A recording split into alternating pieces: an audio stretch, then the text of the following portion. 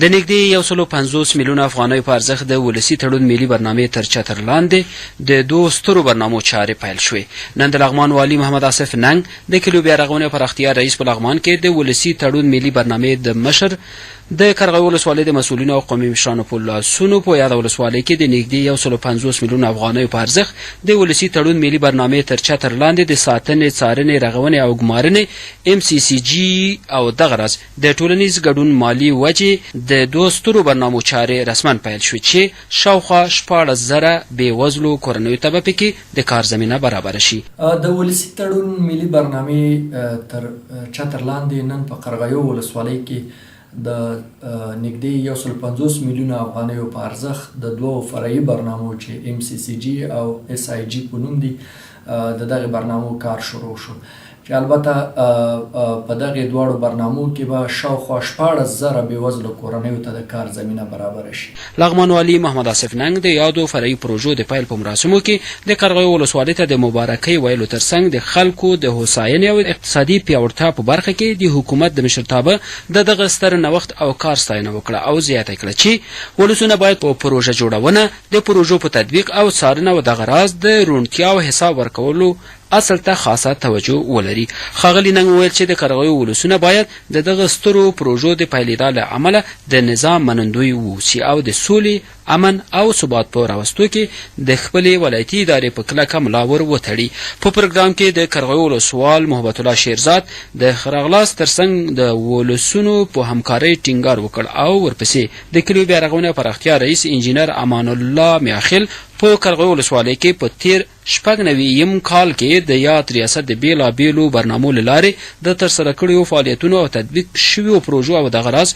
د نوي 99 کال د روانو کړنو په اړه تفصیلي خبرې وکړې او د ولسونو د ملاتړ د راجلبولو ترڅنګ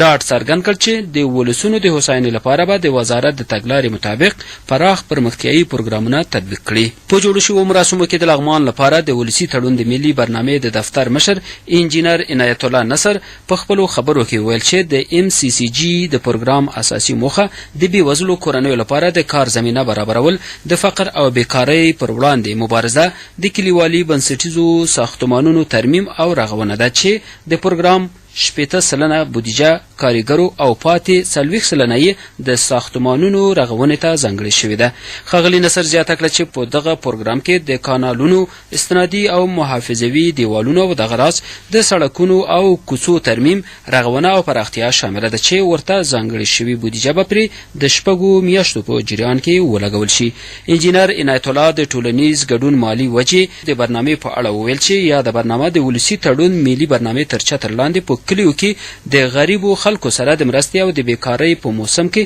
د ډېرې ولږې د مخنیوي په موخه تطبیقیږي چې اصلي موخه یې د ډېرې ولږې او فقر کمول او د خیریه او یو ځای راټولېدنې د خدماتو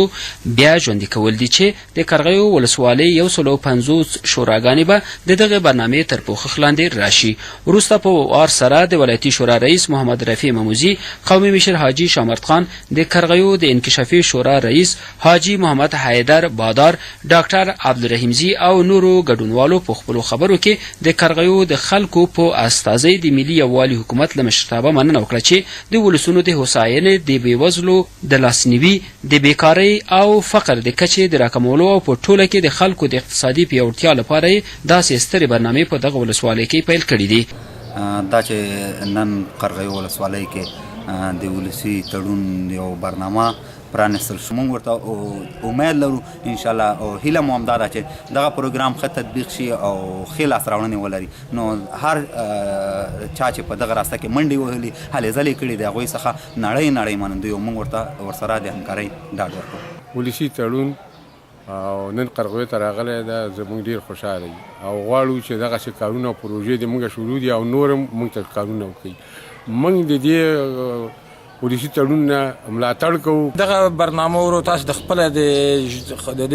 نوم نه معلومیږي چې یو د فقر او کم ټیټه سطحه کمول او دویم ترمیماتي ساحه او ښه پروګرام دی، لس کلن پروګرام دی، اوس کار پې شروع دی،